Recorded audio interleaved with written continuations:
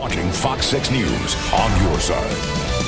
Well, a special graduation today in Birmingham. Several people who live with mental illness finished a unique training program that could help them find jobs.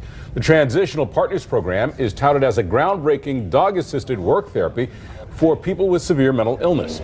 The students at the Eastside Mental Health Center were trained to be dog handlers, while the dogs are trained to become therapy dogs. And this is the program's first graduating class, and a psychologist tells us the program has several other benefits.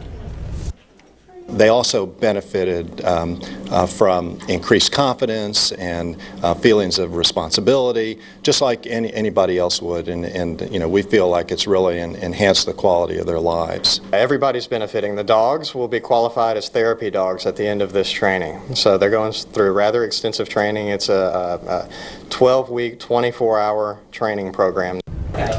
McDonald hopes to see the program expanded if more money can be found through donations or grants.